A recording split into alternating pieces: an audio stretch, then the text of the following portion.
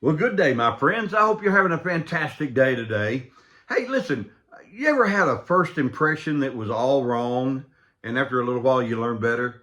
Boy, I tell you what, that certainly happened back in 1943 through 1945 in a little town called Aliceville, Alabama.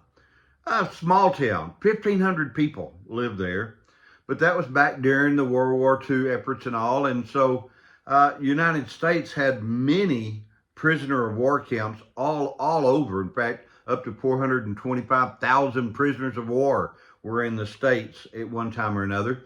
One such camp was in Aliceville, Alabama. Well, as these 6,000 prisoners were being brought into their community, the police had told everybody to stay in the house. Well, that didn't work because everybody wanted to get a glimpse of these devils that were coming in, right? Well, what they found is they were getting off the train. These weren't devils at all. Oh, they were known as the Nazi supermen, right? They were Hitler's finest fighting soldiers, but as they got off the train, they were just kids.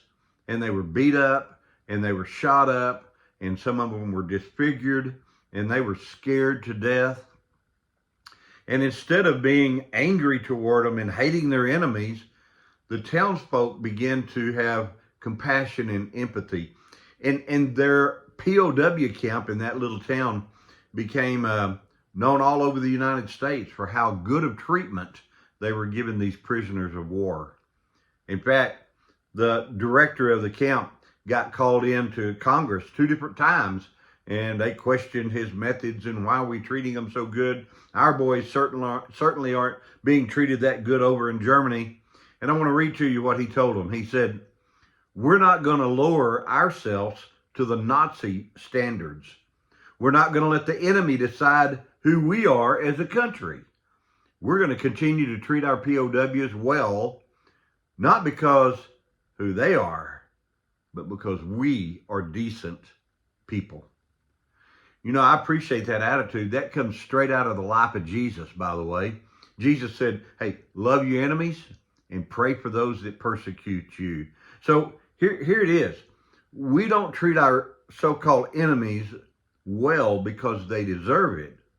We treat them well because of who we are. Hey, you think it over. Have a great day. I'm Scott Shepherd, and this is Good News for You.